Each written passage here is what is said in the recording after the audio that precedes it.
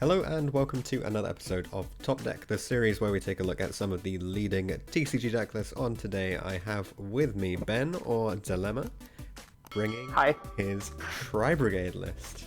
How you doing, Ben? I'm good, man. Very good. Not Zephyr. That's 40 Not cards. Zephyr.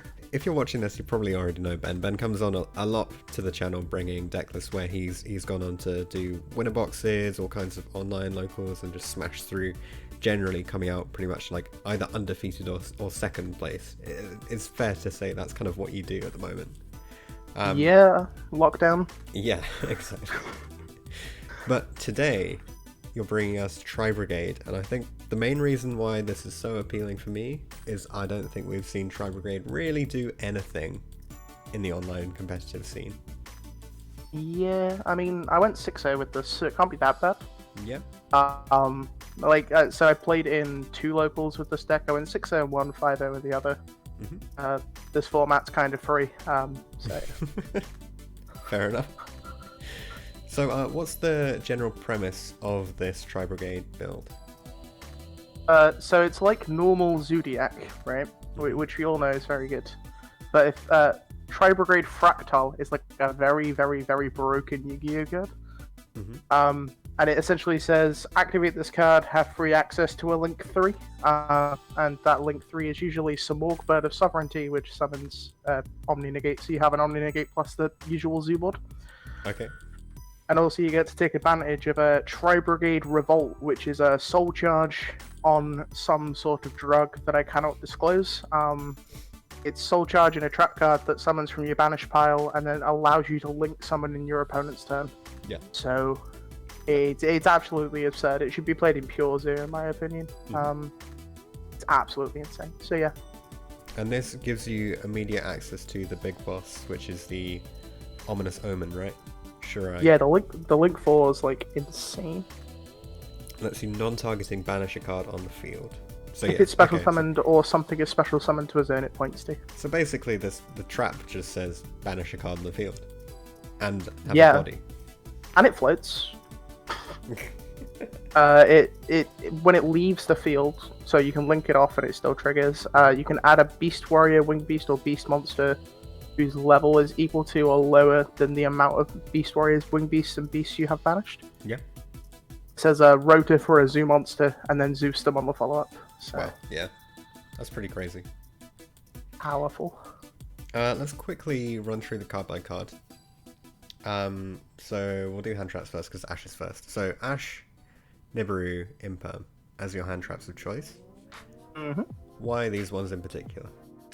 Ash is impactful versus Virtual World. Nibiru is impactful versus Virtual World. Imperm's impactful versus Virtual World. That's enough of an argument at the moment.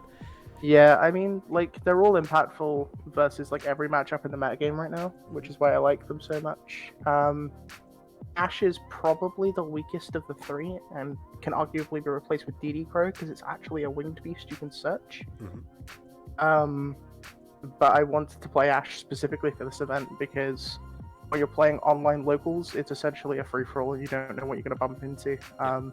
And Ash is just slightly better versus all the rogue decks, like the Buster Blader, Red Eyes Fusion dot deck, and, you know, the usual barrier stun with extravagance and all that stuff. It just covers more matchups. Yeah, that's fair enough. So then we've got, moving on to the like engine bits. So Avian is obviously for the Samor combo. It has been tribute summoned multiple times. That's just unreasonable. It actually comes up because you can get multiple monsters on board with the zoo stuff, and if it's just in your hand, you just tribute summon it as an Omni Negate before you enter the battle phase, so your Trident doesn't get impermed. Yep. And stuff like that. It's kind of relevant actually. Okay, so the TRI-BRIGADE begins with Fractal, which you've mentioned. Then you've got 2 Keras, 3 Nerval, and that's it for the monsters.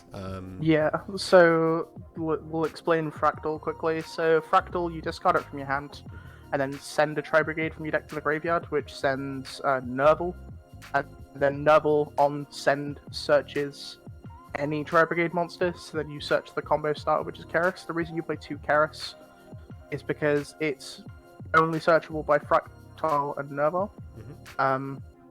and you don't realistically want to draw it because it is just a bad card on its own. Okay. Like you want to draw it with an additional combo piece, but essentially you discard the Fractile, send Nerval, grab Karis, and then Karis discards any Beast Warrior, Beast or Wind Beast to summon itself. And then you banish 3 to summon the Small Blink, and then you just do Zoo stuff. Do you still have your normal summon? Nice. Yeah, that's really cool. Just a neat extension engine that gives you a play in immediately rather than like Eldritch or something where you have to wait. Yeah, for sure. Also has like a cool comeback mechanic because they're just cards you can normal summon to gain value from your graveyard in the late game, which is kind of cute as well. Yeah, that's cool. Okay. And then the zoo lineup: triple ram, 1 rat, triple thoroughblade, double whiptail. Why only 2 whiptail? So originally I was playing through Riptail and I wasn't playing Rat, but then I realized that Rat was just a 1-card combo for normal stuff. Yeah. I'm not actually playing Mega Clops in the extra deck, which I didn't actually like. It never came up where I wanted to make Mega Clops, which is the reason you play Rat Pierre in the first place. But I just liked using Rat as a foolish burial because it actually gives you additional Beast Warriors for your Tri-Brigade stuff as well. Yeah, that's cool. Okay. And then is it 3 thoroughblade just because you want to draw into your extender engines? Thoroughblade's just also 1600. That's fair. And piercing Which when it goes into like any of you guys. a deck like this doesn't apply a lot of pressure, so having your 1600 body is actually kind of reasonable. Yeah, sure. Okay. Right, then double Book of Moon. So this is like really taking off in the last, I don't know, couple of weeks, I think. How are you finding it? So we were actually playing Book of Eclipse for a long time before we put Book of Moon in. But Book of Moon's really good because it essentially removes an interruption from the field, like against every deck. Pretty much it either baits in a gate or it immediately puts something face down. In the lead matchup it sucks in as Dinosaur because they can Lost World and then summon a guy and then you get a token. Book of Moon's completely dead. Okay. In every other matchup, Book of Moon's insane. Like you can Book of Moon Zeus in your like standby phase so that they can't use the Zeus in your turn and then you just kill it and make your own. Yeah. Dude, Book of Moon's just kind of ridiculous right now. It's definitely worth playing if you want to play any sort of control deck right now. Or even in combo decks, I'm playing Book of Moon now, so... Oh, fair. Okay. Okay, Triple Tenki Reborn is understandable. Desires, you don't mind banishing... I mean, what are you really going to banish? You might sometimes banish Avian. Yeah, like... Desires is completely fine. Like, we're maxing out on Nerval. Usually you wouldn't max out on Nerval in Tri-Brigade lists, but Nerval's so important that we just wanted to play the third while we're playing Desires. You don't care about a single other card in the deck, though. Okay. Barrage is nice, but... Yeah. Needs be, needs must. Yeah. Onto the extra then. Tiger King. Does this actually come up? This has come up way more than it should. So having... You know how good Dark Rill is, right? It's a Dark Rill no more in a rank 4, just without the I can't be responded to part of the text. Yeah. But like being able to summon this and it being an immediate threat that gets you a +1 is like really strong. And how easy is it to make it in this list? It comes up sort of turn 2. You're never making this turn 1. Like turn 2 after you've done Zoo stuff. You're not quite often used trying to pop Ram to summon another guy and then overlay with the other guy in a normal summon when you get there. Okay. You're also playing 3 extra level 4s as well in the form of Fractile, so it does come up way more than you think it does. Sure. Alright. Then Double Zeus. Understandable. Break the boards. It legit does not need explaining this card. I read it for the first time last week, by the way. That's all. As soon as you read it once, you know it's good. So yeah, I played against Gabriel Nat in the solo, and I was like, oh, that's what that card does. That's pretty good. Yeah. Rest of extra. So Zoo names. It's not a huge lineup, right?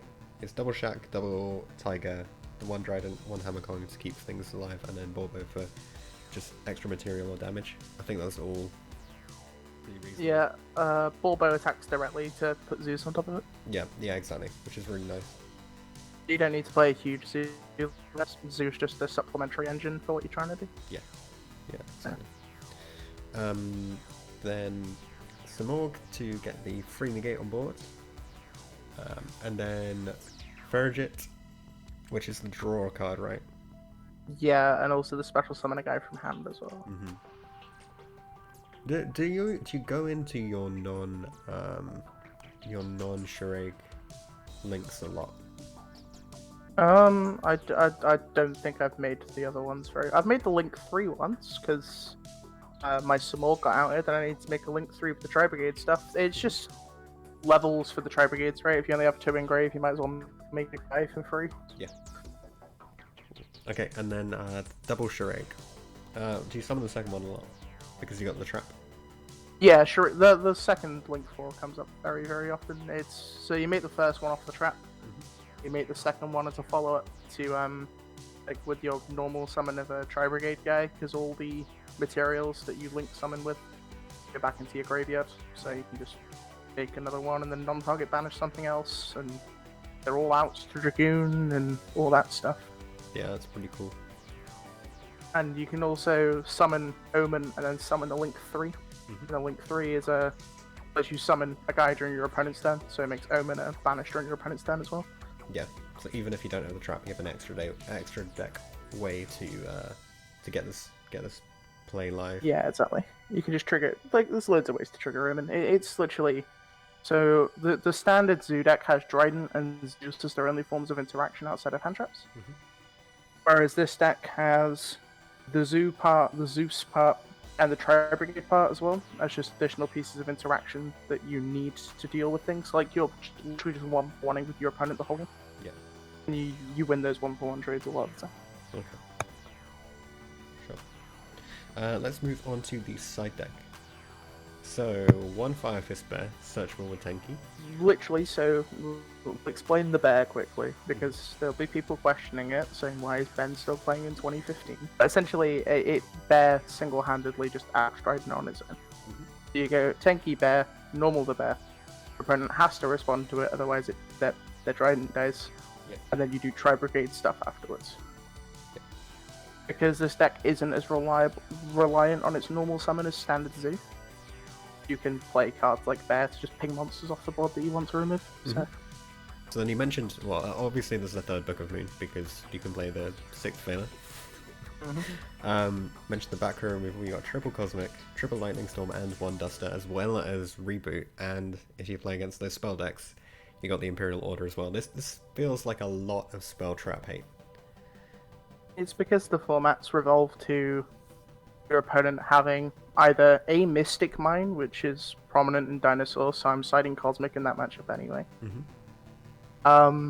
Eldritch is still kicking about way more than it should be, because now Eldritch Zoo is a thing. The Cosmic and Lightning Storm are really good in that matchup. Pendulum's also a thing, Cosmic's good versus that. It just has a lot of overlap, and also because we're playing an online format, there's a lot of people that don't have brain cells and just play trap decks the whole time, so... Fair enough. I wish it wasn't the case, but that's just how it is, dude.